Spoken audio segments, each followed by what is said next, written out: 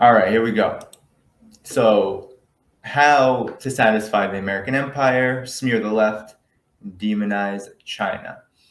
And I talk about how a recent report in The Nation magazine accomplishes both by inducing readers with a steady dose of Cold War leftism and condemnation of those critical of the empire's narrative, people like myself, people like Chow Collective, people like BJ Prashad.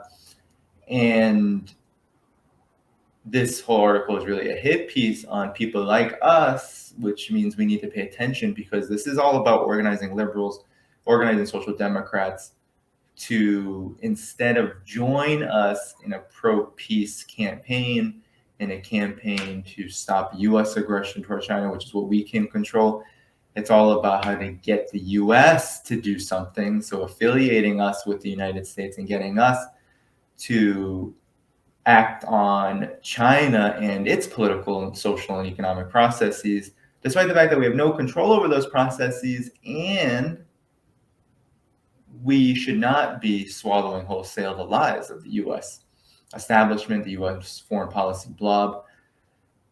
That is the bare minimum of what a real left should be doing. And so this article is not serious about that. And so, as I said before, many on the left, as you may all well know, view China and the United States as kind of these equal powers, sometimes competing, a lot of times collaborating in order to create this oppressive reality that we live in. But nothing could be further from the truth, despite the US and China's close ties.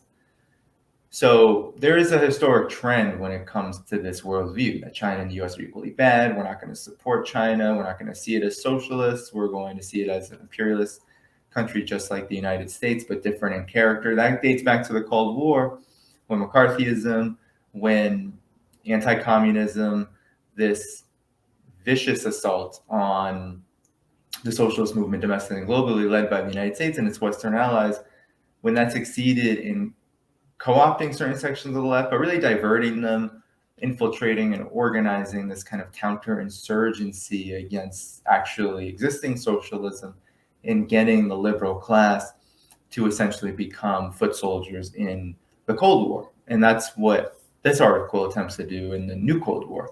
It's all about helping Washington and the imperialist powers maintain their hegemony through humanitarian interventionism.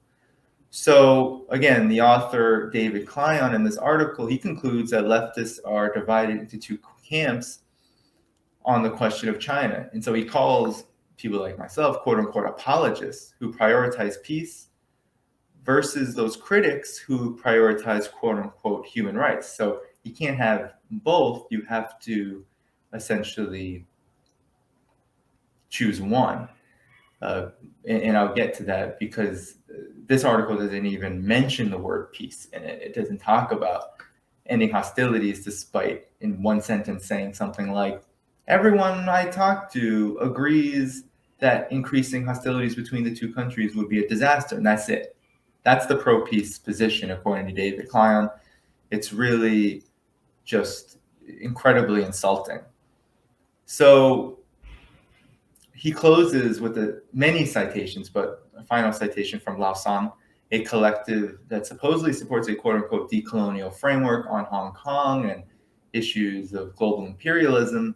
However, Lausan has spent a lot of time, and they have a lot of members in the DSA that spend a lot of time attacking Chow Collective. It's a very strange phenomenon. It's so unhelpful. And again, it's this kind of social imperialist attitude, this so-called leftist imperialist attitude, where you're looking at everything nihilistically and saying everything's all bad. We need to oppose all of it.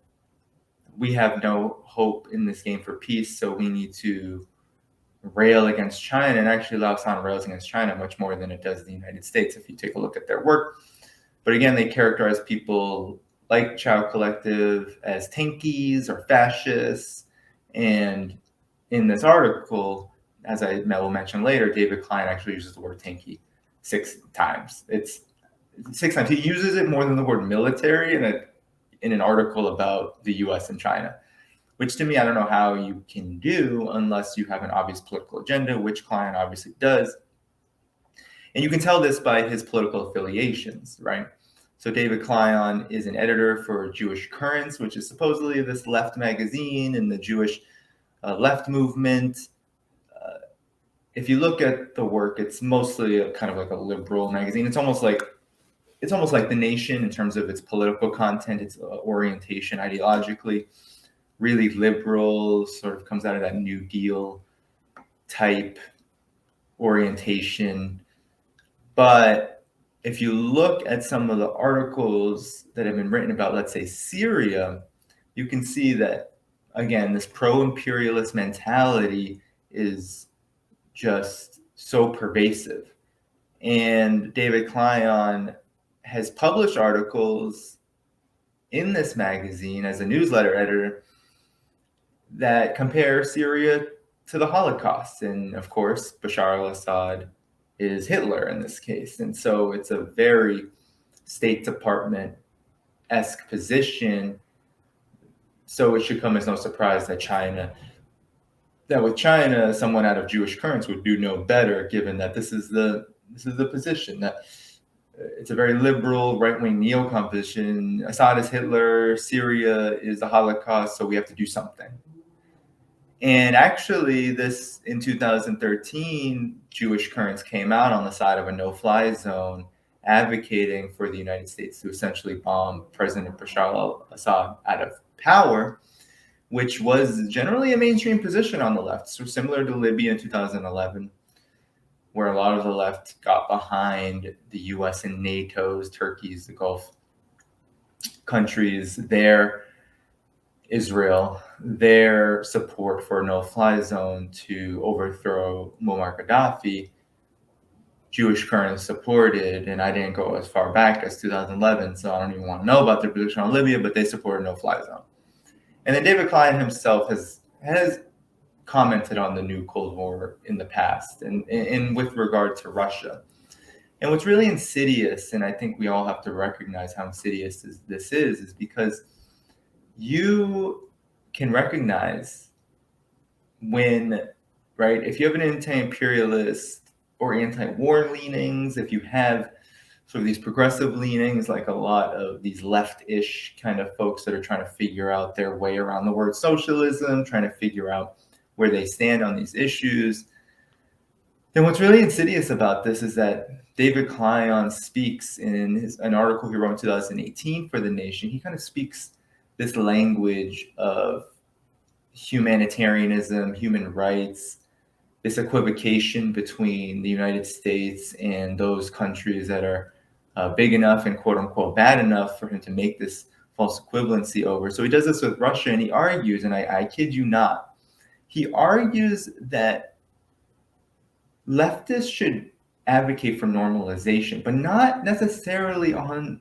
terms of peace, but essentially to make imperialism more effective by infiltrating that society and making it more like the United States. I kid you not, this is his argument, that normalization will allow Russia to open up to the United States, and the United States can then essentially topple the corrupt elements, aka Vladimir Putin, aka anyone that the United States doesn't like. And what does that really mean? And we'll get into this with Kazakhstan later.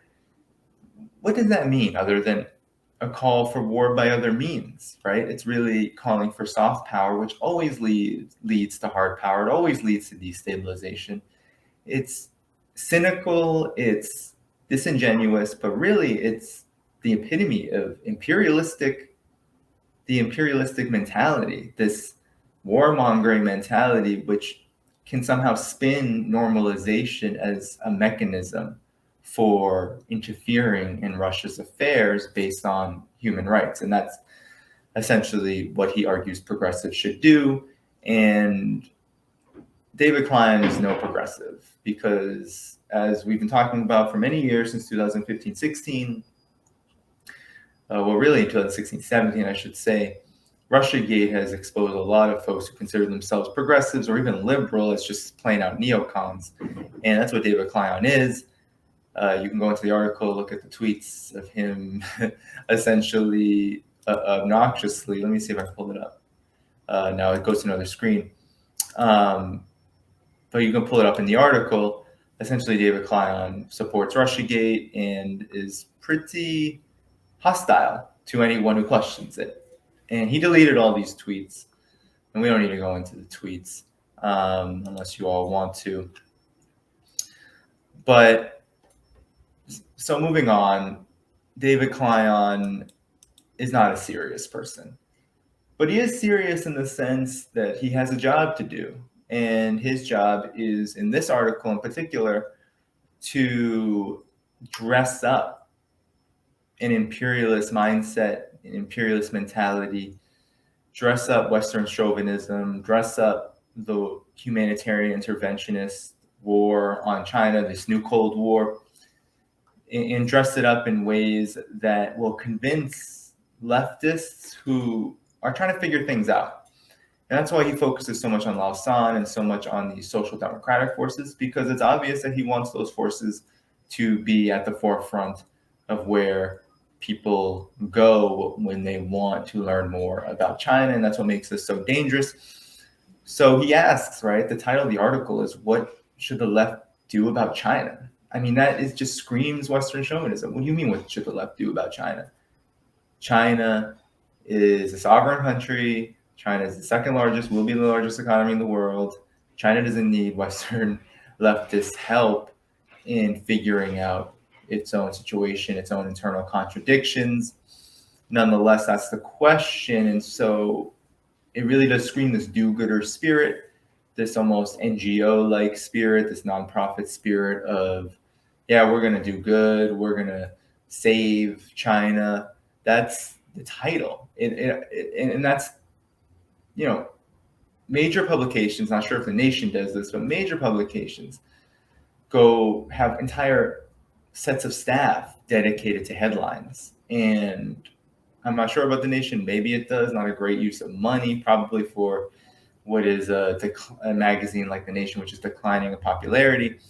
But nonetheless, that headline says something and is meant to evoke something. So, you know, we have so much of Lausanne in this article, ranting about quote unquote tankies, ranting about disagreements with the DSA's position, because the DSA right now is trying to figure out, and there are good people in the International Committee who I know who are trying to push a pro-peace position, and there's a lot of conflict. Some view it as, well, we should not go along with the human rights narrative because that gives cover for imperialism, because that only helps push forward these very damaging new Cold War policies like the Uyghur Forced Labor Prevention Act that was just passed last month, which essentially bans all imports from Xinjiang to the United States. That's a heavy sanctions regime based on this human rights narrative. And so some in DSA are saying, no, we're not going to support that.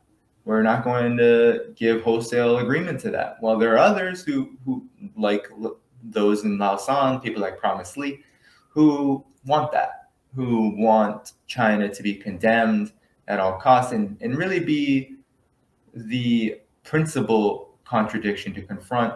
And to me, that's just so, I mean, that's just so off. But moving on.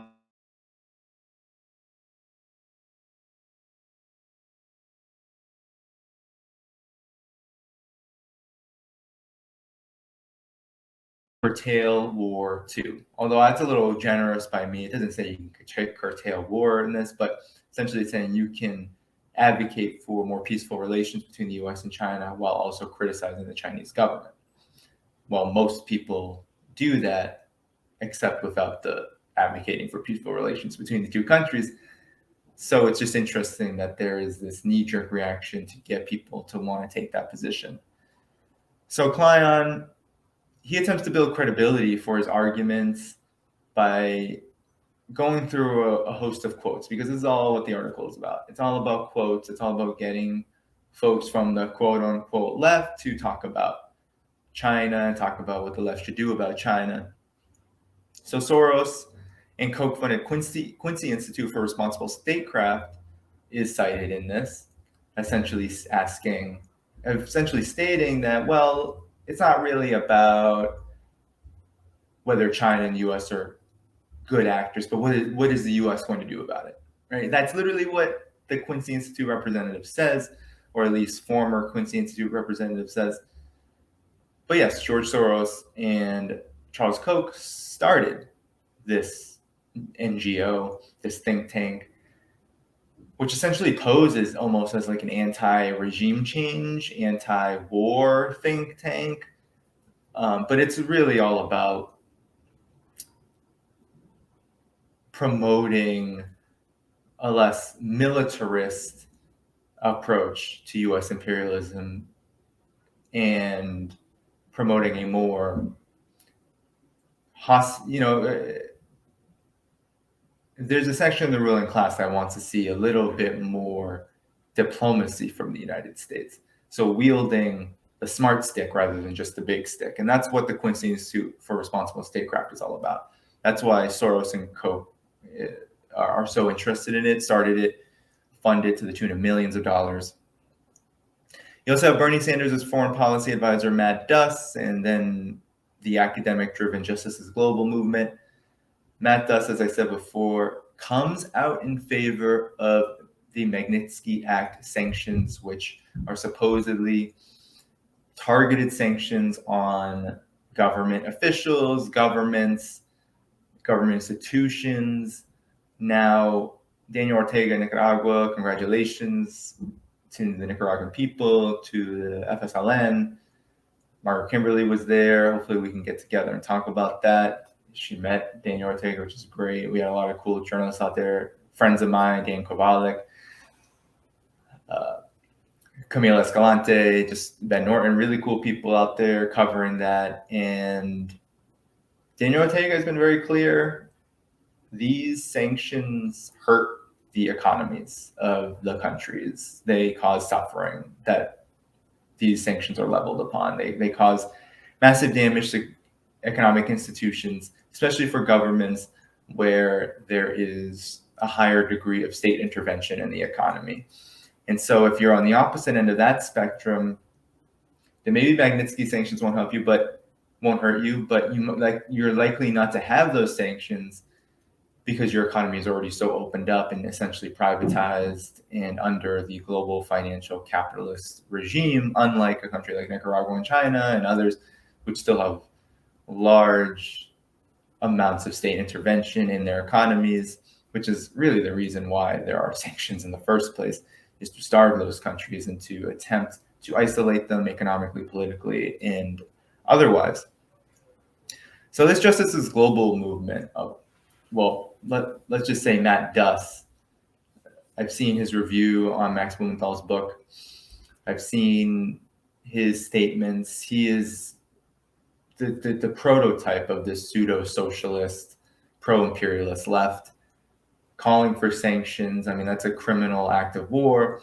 It has killed tens of thousands of people in Venezuela alone. It has killed so many people, caused so much hardship. And here he is asking for targeted sanctions against China because it'll help the Uyghurs. Well, he obviously hasn't been reading much because, well, livelihoods haven't. China takes care of these issues and tries to maneuver around them, but these sanctions are actually creating a situation where the livelihoods of cotton growers, of workers in Xinjiang, are potentially threatened, and Matt Duss doesn't seem to care. But the Justice is Global movement, it seems to be a consortium of DSA-type folks, master's degrees, academics, young academics, and they have a whole report, I kid you not. They have a whole report on how to engage anti-Asian racism while learning how to make legitimate criticisms of China. And they give you a whole, you can go on the article, click on the report if you want. I don't recommend reading it necessarily, but it goes by in these charts one by one. Here's how you recognize anti-Asian racism as being cloaked in anti-China sentiment and politics versus here's how you criticize the Chinese government. You make targeted criticisms that sort of thing. You disassociate the government with the people. I mean, it just feels so disgusting when you read it, because you know, if you've been following these things, that such a mentality only helps to bolster imperialism, because it gets us to focus on bad China over there while not being able to understand the larger geopolitical implications for why there's so much hostility towards China in the first place on the part of the United States. So David Klein in this article engages in a lengthy smear campaign of the Chow Collective, a group of Chinese diaspora activists who publish educational material that counters new Cold War propaganda against China. I've worked with Chow Collective in the past, been involved in many events with them. They're good people. They are smart people. They do their homework, and they get viciously attacked for being unapologetically in solidarity with China's socialist process. And that's not something that's easy to do in this kind of political climate, especially as people in the Chinese diaspora. So, Lao San is really the machine gun pointed at Chow Collective in the article, constantly talking about how Chow Collective is sowing discord on the left. It's a tanky organization. It's just all sorts of condemnations and criticisms, which are bad faith. It doesn't engage at all with the politics of Chow Collective beyond just saying that there were a couple of things, but I mentioned one. Klein talks about how Chow Collective came out against Hong Kong protests as being connected with the former colonizers, and then he moves on to the issue of quote-unquote human rights in China's Xinjiang Uyghur Autonomous Region. It's really very intellectually lazy. And so one of my subscribers on Patreon actually brought this up, and I think it's a good point. He said that maybe I should have included in this article human rights statistics, what the real situation in Xinjiang is like. Surely that is, I think, a good suggestion, and maybe I'll incorporate some of that here. But essentially what Klein does is he ignores all of that. And he even ignores what the so-called tanky, quote-unquote, leftists are actually saying, or misrepresents them. So he dismisses the report, the 18,000 word resource list that Chow Collective made. He dismisses it as just claiming that reports coming out of Xinjiang by the mainstream press, by even some of these lefties, so-called lefties, is just atrocity propaganda. And then he moves on to Vijay Prashad and essentially misrepresents what he says, attempts to kind of make it, I mean, it was just a very confusing paragraph. You all can read it for yourself, but Vijay Prashad, he clarified his comments to me in a quote. Essentially, there was a few things in question, it seemed. One of them was there was this vague pull quote that he used, Klein, saying that Vijay Prashad did not believe in cultural genocide, that he's not sympathetic to it. And he didn't make reference to how he was talking about in this case of China, that the cultural genocide narrative is not something he's sympathetic to, because, as you'll see later in the quote, because anti-poverty work, poverty alleviation, there is a connection between culture and economics. So culture actually does change when your economic situation changes for the better. And that does not mean an elimination of all culture. It just means that old forms of culture that stemmed from this kind of depravity, extreme poverty, that is what is eradicated.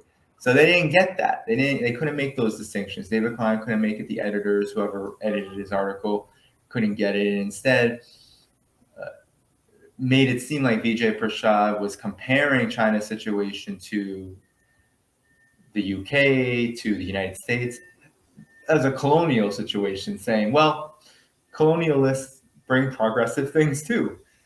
That's essentially what David Klein tries to frame Vijay Prashad's comments as being all fours, essentially co-signing. It's absolutely disgusting. But here's Vijay Prasad's quote to me. He said, "Any project of a people must have the right to advance its own understanding of their struggles. We have to ask the question, is it acceptable in China to advance the well-being of people and eliminate poverty?"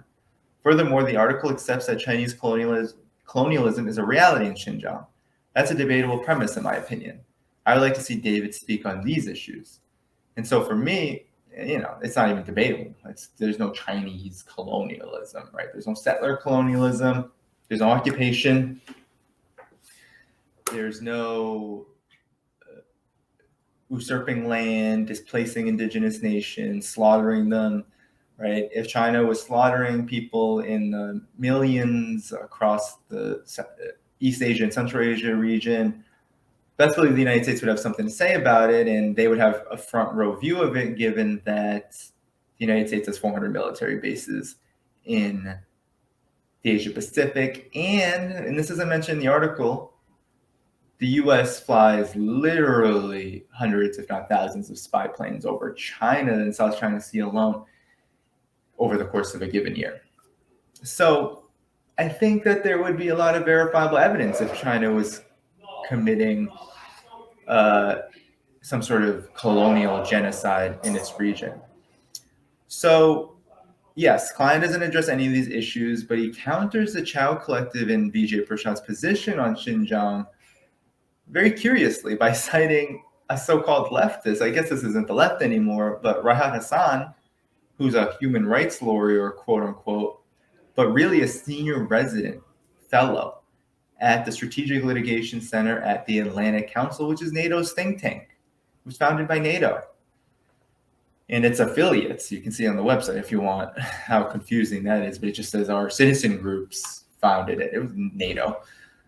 Anywho, the NATO is funded by Wall Street, and I mean, not NATO. The Atlantic Council is funded by Wall Street banks, corrupt governments, Goldman Sachs, United Arab Emirates. It's not a legitimate resource for any kind of information. It really is a propaganda apparatus. It's a think tank that's meant to spread far and wide NATO's designs, geopolitical designs for the world.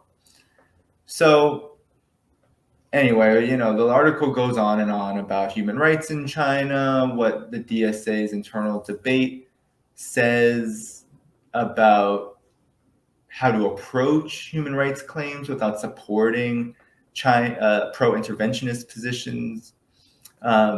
That's the debate, right? How to do that. How do you approach China's human rights claims without supporting a pro-interventionist position? That's the debate in the DSA, as I said earlier. And essentially what Klein does is he reduces the question of what the left, of what position the left should take on China by how the US should confront China. So rather than talking about a real left position, doing some investigation about China's internal contradictions, what is China like, what is China doing on the foreign policy front, what is it doing on the domestic policy front, how should we approach that in a manner that is about solidarity and about anti-imperialism rather than about how to change China. That's not what this article is about. So the dangers of imperialist aggression and the questionable claims about China are marginalized or ignored. The claims are not talked about at all. And it's clear that Klein's position is, and he says this, that if the US left does not lead the way in condemning China, then Mike Pompeo and the far right will, on the question of human rights, he poses it as. But really what he's talking about is if you allow far-right actors like Mike Pompeo to be the face of the crusade over human rights in China, then the left is losing. When in reality, you're the one who's losing if you are mimicking Mike Pompeo, right? If you are speaking like and acting like Mike Pompeo, then maybe you should do some self-reflection, right? If you're a so-called leftist and have the same position as him when it comes to these questions on China. So, I mean, the logic is simple here. And it makes sense that Klein would try to give an ideological boost to those leftists who support this propaganda against China, this new Cold War propaganda. If you say something positive about China, then you're a quote unquote tanky. If you question the Western and US narrative on issues like Hong Kong, Xinjiang, or any of the so-called human rights issues, then you are also a tanky.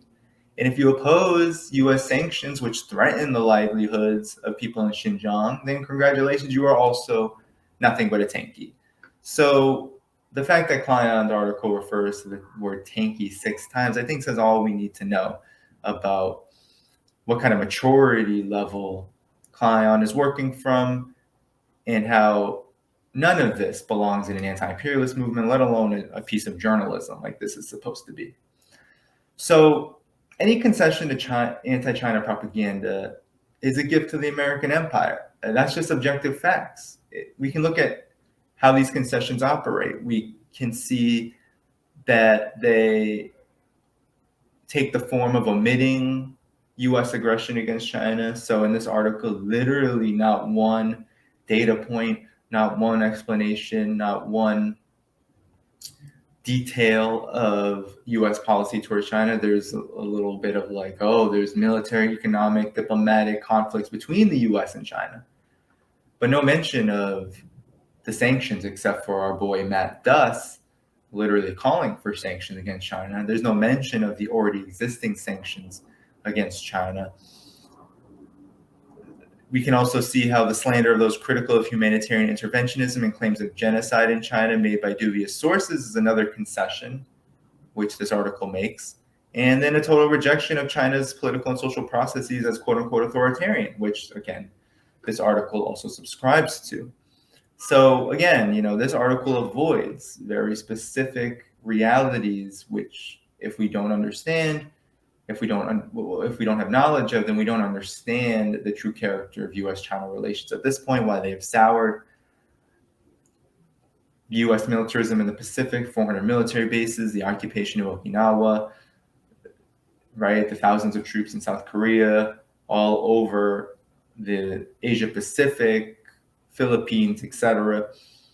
That is all geared towards China. That's the pivot to Asia started under Obama that continues under Trump and Biden. And, again, Matt Duss ignores the sanctions that already exist on China, and there are many.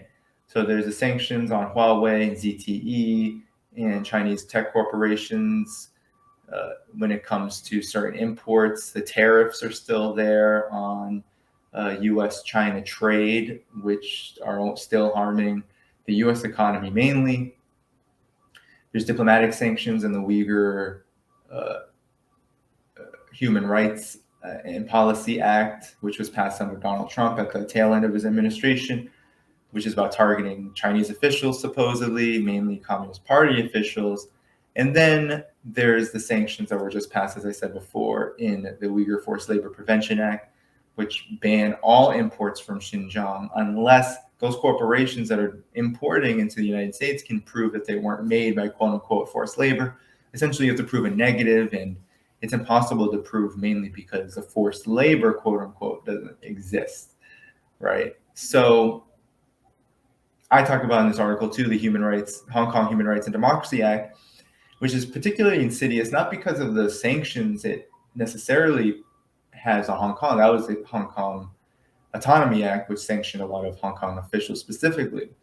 But preceding that, 2019, the Hong Kong Human Rights and Democracy Act, what it did is it said that the president has to regularly review possible sanctions on Hong Kong. And one of the stipulations for that is whether Hong Kong is violating U.S. sanctions on Iran in the DPRK.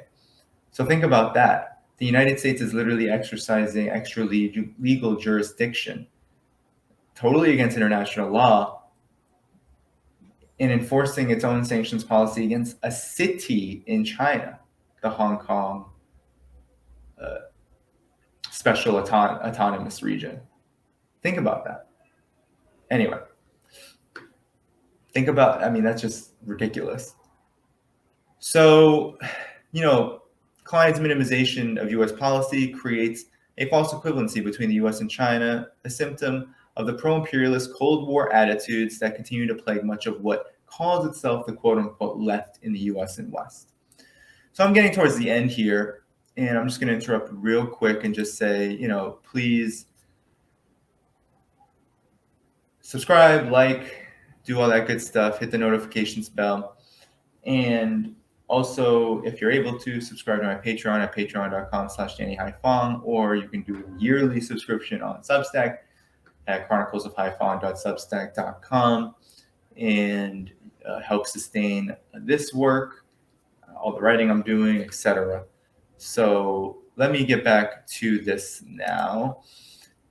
I'll just read the rest. It's only 3 paragraphs. So real leftists oppose their own government's warmongering policies, uphold international law, and pay proper attention to achievements of countries targeted by U.S. imperialism, such as China's elimination of extreme poverty. Real leftists investigate claims made by dubious sources backed by U.S. intelligence cutouts, such as the National Endowment for Democracy, rather than embrace them wholesale. Real leftists understand that the American empire is the biggest obstacle in the way of human progress. They don't ask what should the left do about China. They pose the question, how can the left develop solidarity with China and the Chinese people in the global struggle against imperialism and oppression of all kinds? So in the date of publication, this is hilarious. Clion tweeted that he was, quote, the furthest thing from a China expert, end quote. And it really showed. His article contains no substance on the facts and criticisms that undergird left divisions on China. It was clear from the beginning that the purpose of the piece was to manufacture consent for a neither Washington nor Beijing position amongst the left. Champions of this formulation, as I said before, are generally more concerned with organizing and winning leftists over to an anti-China position rather than a pro-peace position. And here's the tweet right here. He's farthest from the China expert and didn't really try to become one in this article. So Clion uses human rights as a cudgel to smear leftists and satisfy the powerful forces of the American empire.